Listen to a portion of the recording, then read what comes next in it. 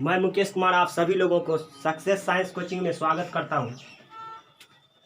और आज हम लोग पढ़ने जा रहे हैं 12वीं का चैप्टर मैट्रिक्स के बारे में। तो सबसे पहले मैं बता दूं कि मैट्रिक्स और डिटर्मिनेंट में मैट्रिक्स प्लस डिटर्मिनेंट आपको 13 मार्क्स का पूछता है,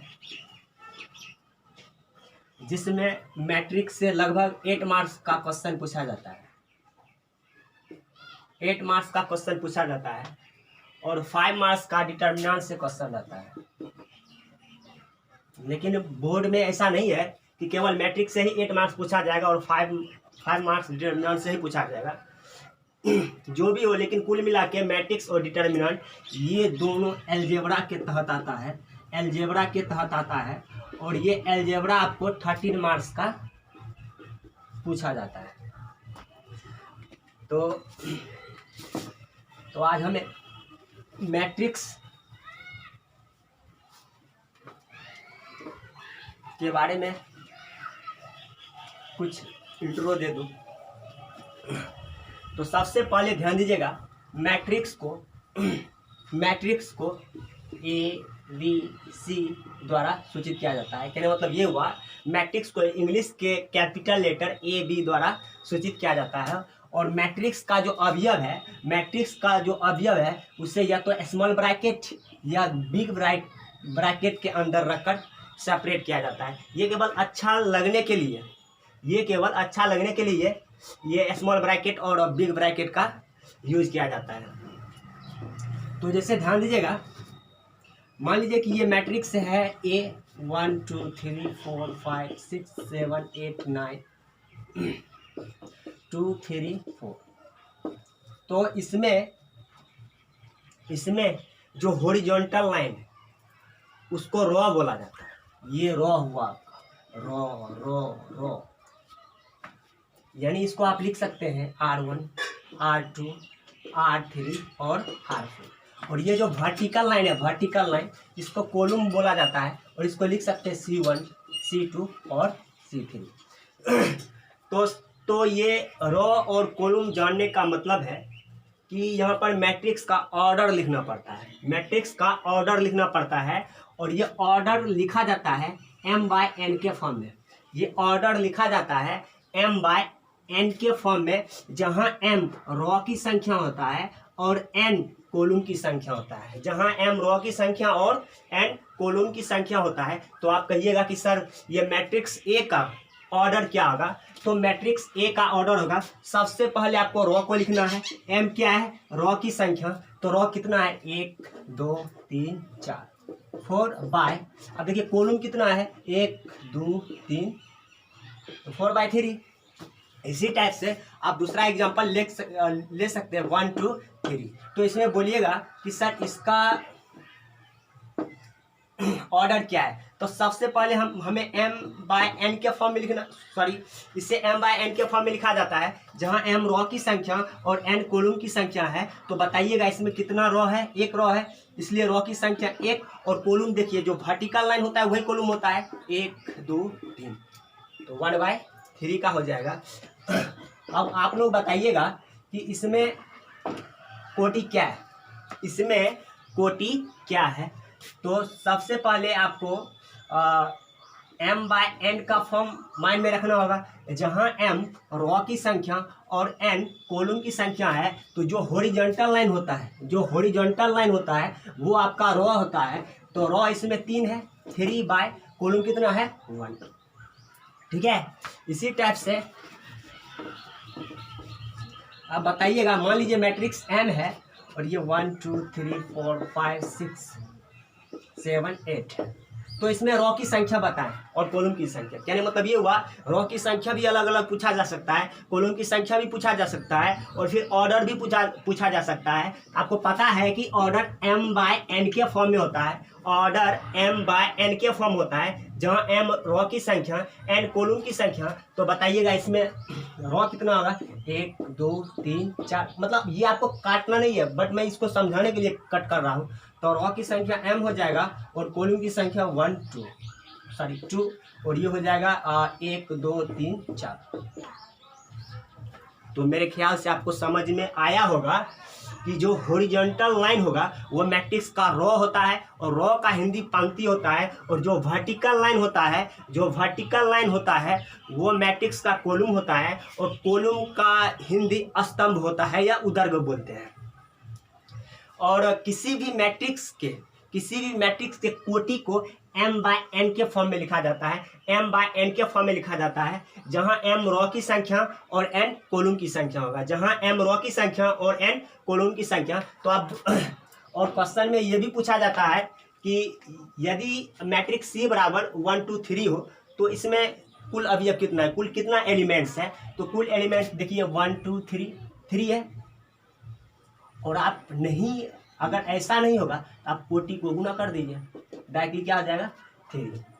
तो इसी टाइप से इसमें भी पूछा जा सकता है, इसमें रो की संख्या क्या है और कॉलम की संख्या क्या है, इसका ऑर्डर क्या है, और इसमें अवयवों की संख्या क्या है। तो रो की संख्या बताइएगा 1 2 3 4, कॉलम की संख्या 1 2, कॉलम की संख्या 2, और इसका ऑर्डर तो 4/2 बोलेगा कुल कितना एलिमेंट्स है। या तो आप इसको जोड़ के लिख दीजिए या फिर ऑर्डर को गुना कर दीजिए। कहने मतलब ये हुआ 1 2 3 4 5 6 7 8, इसमें कुल अवयव 8 है। और अगर नहीं कर रहे तो जल्दीबाजी में आप 4 गुना 8 लिख दीजिए। तो कहने मतलब ये हुआ किसी भी मैट्रिक्स में अवयवों की कुल संख्या उसके कोटि के बराबर होता है। किसी भी मैट्रिक्स में अवयवों की कुल संख्या उसके कोटि के बराबर होता है। तो आइए हम पहले इस मैट्रिक्स का डिफिनीशन लिख लें। मैट्रिक्स अवयव, थोड़ा एक बार और देख लीजिए, ये 1 2 3 4 5 6 ये भी आपका मैट्रिक्स है, और बी 4 5 7 8 ये भी आपका मैट्रिक्स है। तो आप गौर किए होंगे कि जो भी मैट्रिक्स आप लिख रहे हैं या तो वो आयताकार दिखता होगा या वर्गाकार, जहां m उसकी रो की संख्या और n कॉलम की संख्या होता है। तो मान लीजिए ये m/n के फॉर्म का है, m/n के फॉर्म का है, m का मान क्या होगा 1 2, और n का मान क्या होगा 3, n का मान 3। इसमें रो रो 1 2, रो भी 2 और कॉलम भी 2। तो इसी आधार पर मैट्रिक्स को डिफाइन करेंगे, संख्याओं का ऐसा आयताकार या वर्गाकार क्रम विन्यास, संख्याओं का ऐसा आयताकार या वर्गाकार क्रम विन्यास जिसमें m रो तथा n कॉलम हो, मैट्रिक्स कहलाता है। लिख लीजिएगा।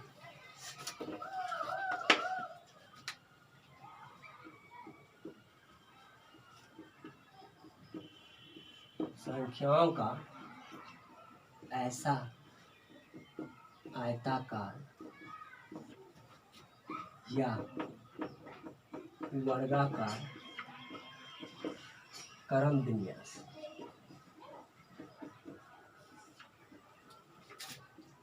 जिसमें m रो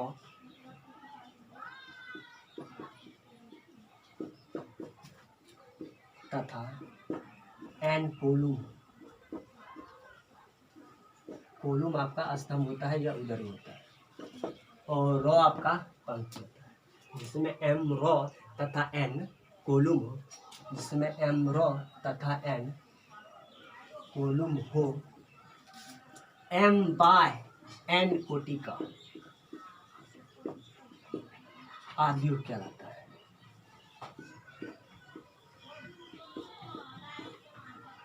ठीक है। जनरली अवयव को अंग्रेजी के कैपिटल लेटर मतलब बड़ा अक्षर ABC द्वारा सूचित किया जाता है।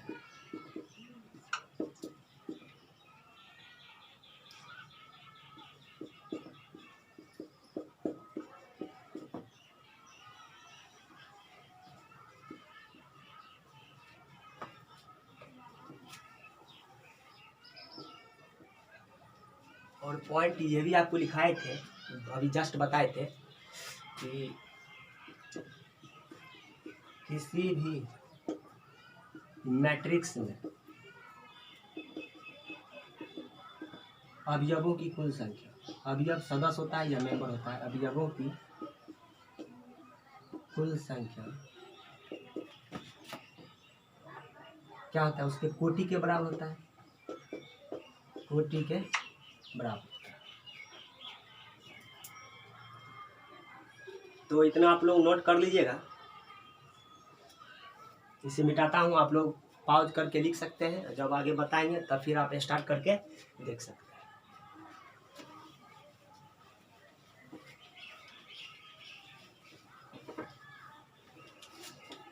अब देखिए मैट्रिक्स का रिप्रेजेंटेशन देख लीजिए। यदि कोई मैट्रिक्स यदि कोई मैट्रिक्स ए m/n के रूप का हो तो इसे A बराबर aij m/n द्वारा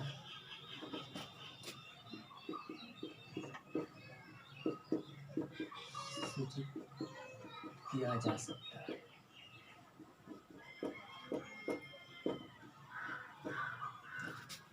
या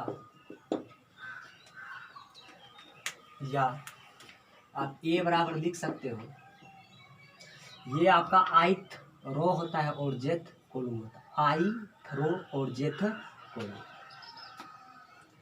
या आप इसको लिख सकते हैं A11 A12 A13 up to A1n, because अभी पहला रो चल रहा है।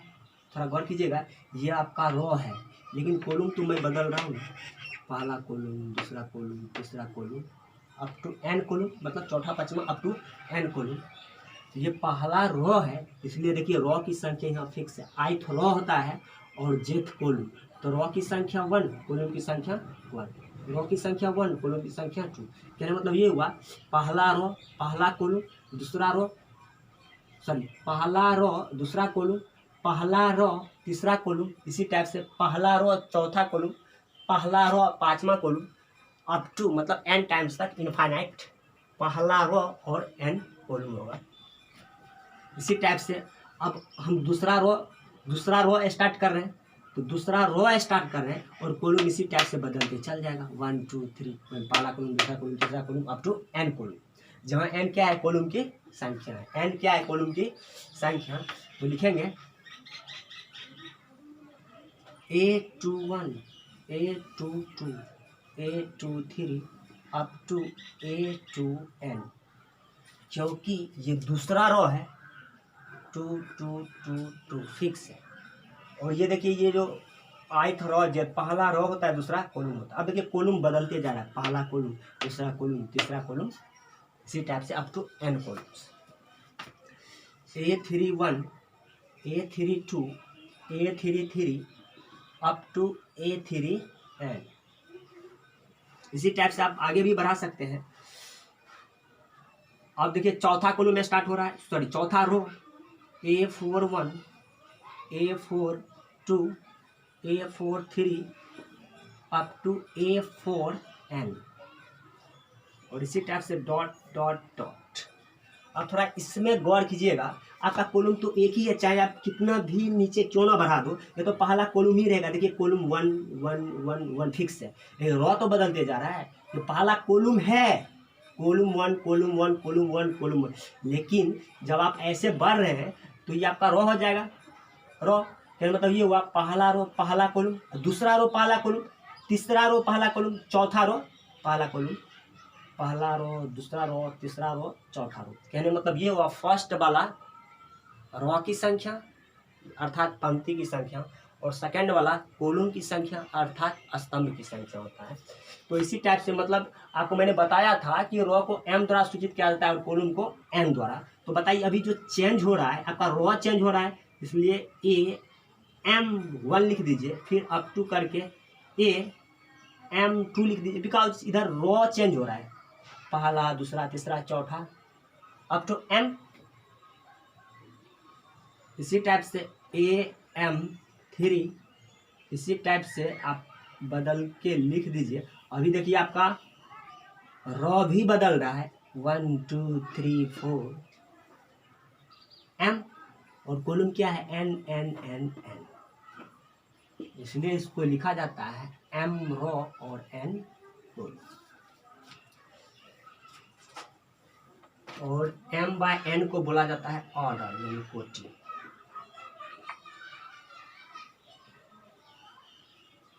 जहाँ N क्या है, पंक्ति की संख्या, रॉ की संख्या, या फिर आप लिख लीजिएगा थोड़ा साइड करके,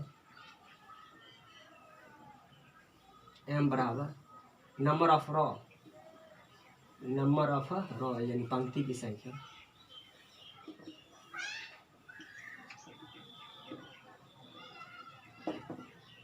और N हो जाएगा नंबर ऑफ कॉलम, स्तंभ की संख्या।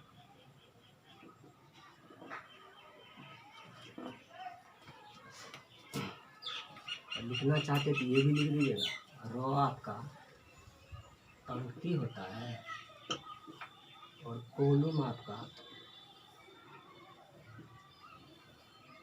स्तंभ होता है, और ऑर्डर कोटि होता है, जो मैंने लिख ही दिया।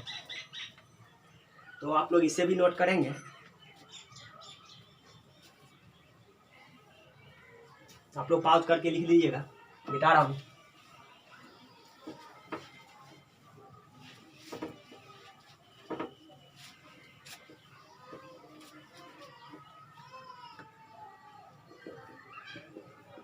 यदि A बराबर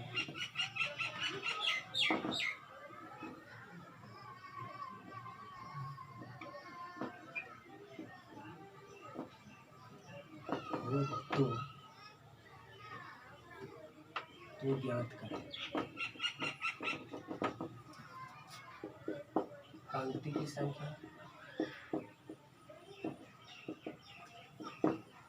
संख्या, स्तंभ की संख्या,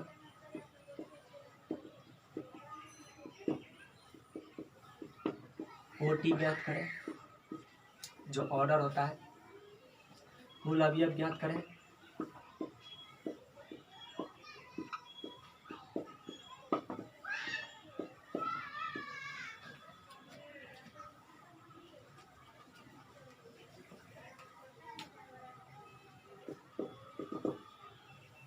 तो आपको सॉल्व करके लिखना पड़ेगा, क्योंकि A बराबर 1 2 3 4 5 6 ये क्या है, दिया हुआ है, इसलिए पहला होगा पंक्ति की संख्या।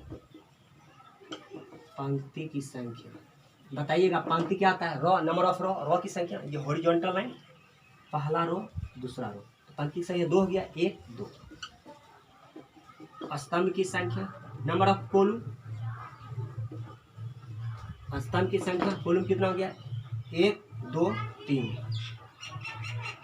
कुल अवयव मैंने बोला था या तो जोड़ दीजिए, सॉरी पहले कोटि है ना, तो कोटि क्या होता है M/N के फॉर्म में, M/N के फॉर्म में, तो पहला M होना चाहिए, M यानी आप ऐसे लिख सकते हो और आप ऐसे लिख सकते हो। तो इसमें बताइएगा M/N के फॉर्म में होता है, M/N के फॉर्म में होता है, और M का मान लिख दीजिए 2/3। और इसमें कुल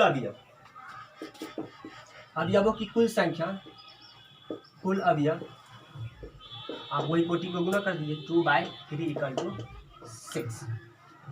तो आज इतना ही रहने दीजिए, आगे इसके बताऊंगा।